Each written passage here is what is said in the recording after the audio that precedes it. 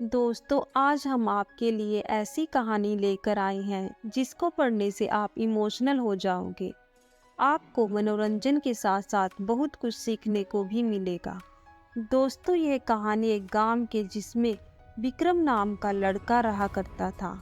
बचपन से ही पढ़ाई में होशियार विक्रम अपने मम्मी पापा की आखिरी उम्मीद था। विक्रम के दादा ने अपने समय में बहुत कर्ज ले लिया था, जिसको चुकाने में पापा की पूरी जिंदगी मजदूरी में निकल गई।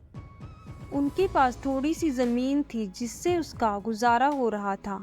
पापा की तबीयत मजदूरी करने से खराब रहती थी और पापा विक्रम को इस बात का एहसास नहीं होने देते थे। विक्रम को पढ़ाई में इतना होशियार देखकर उसके मम्मी पापा ने हर वह काम किया जिससे वह विक्रम को पढ़ा पाए। विक्रम की कॉलेज की पढ़ाई खत्म हो गई थी और वह एक छोटी सी नौकरी करने लगा जिससे उसका खर्चा निकल जाता और साथ में वह कलेक्टर बनने की तैयारी भी कर रहा था। विक्रम अपने वक्त का एक मिनट भी फालतू में नहीं गुजारता था। विक्रम ने पूरा समय पढ़ाई और नौकरी में ही लगा दिया। विक्रम के पापा को यह पता था कि वह कलेक्टर बनना चाहता है, इसलिए घर की हालत बहुत ज़्यादा खराब होने पर भी उन्होंने विक्रम से कभी इस बात का जिक्र नहीं किया और न उसको अच्छी नौकरी करने के लिए कहा।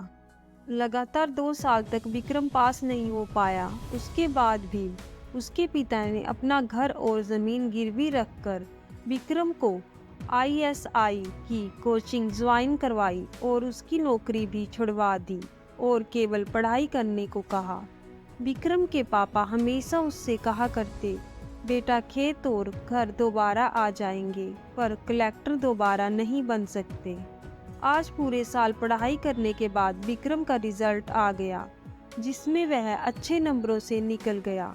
आज ऐसा लग रहा था जैसे विक्रम का सपना पूरा होने वाला है, पर भगवान को कुछ और ही मंजूर था। विक्रम का कल इंटरव्यू था और सुबह उसके पापा की तबीयत खराब थी। विक्रम के पापा उसकी माँ से बार बार कह रहे थे कि विक्रम को मत बताना, और उस दिन देर रात उनकी मौत हो गई। अब एक माँ जिसकी गोद में उसका पति गुजर गया और वह अपने दर्द को भुलाकर अपने बेटे की जिंदगी के बारे में सोच रही थी। माँ ने पड़ोसियों तक को इस बात का एहसास होने नहीं दिया। उसका पति अब नहीं रहा। पूरी रात ऐसे रोई कि आवाज भी न निकले और सुबह विक्रम जब इंटरव्यू देने जाने लगा तब माँ और पापा के आशीर्वाद के लिए उसने माँ को कॉल किया। माँ ने पूरी हिम्मत लगा दी अपना सच छुपाने के लिए। विक्रम को आशीर्वाद दिया और जब विक्रम ने पापा से बात करने को कहा तो माँ बोली, पापा अब तुमसे बात नहीं करेंगे, वह कलेक्टर से बात करेंगे। इतनी बात करके माँ ने फ़ोन रख दिया। विक्रम का जब इंटरव्यू हो गया तब उसे बताया गया कि उसके पिता की तबीयत खराब है, उसको तुरंत घर जाना है। विक्रम को एक पल नहीं लगा अपने पिता की हालत समझने में। घर पहुंचकर पिता के पैरों में गिरकर वह जोर जोर से रोने लगा और कहने लगा, पापा उठो, देखो मैं कलेक्टर बन गया।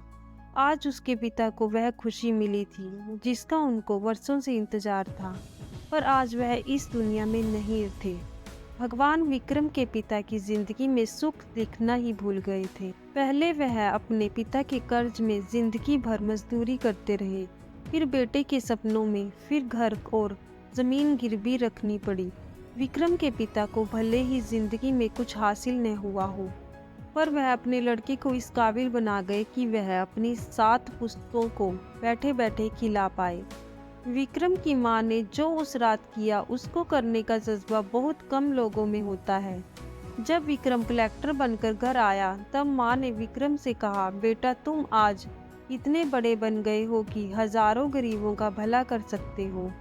जब भी तुम्हारे सामने कोई गरीब मदद मांगने आए तो अपने पिता और मेरे बारे में सोचना। मैं तुम्हारे बराबर पढ़ी लिखी और समझदार तो नहीं हूँ, पर इतना जरूर जानती हूँ, गरीब आदमी की बहुत मजबूरी होती है।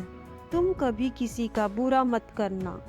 दोस्तों, इस कहानी से हमें यह शिक्षा मिलती है कि वक्त कितना भी खराब हो, हम उसे बदल जरूर सकते हैं। माँ और बाप के एहसानों को हम कभी नहीं उतार सकते, पर हम अपने कर्मों से उनकी इच्छा जरूर पूरी कर सकते हैं।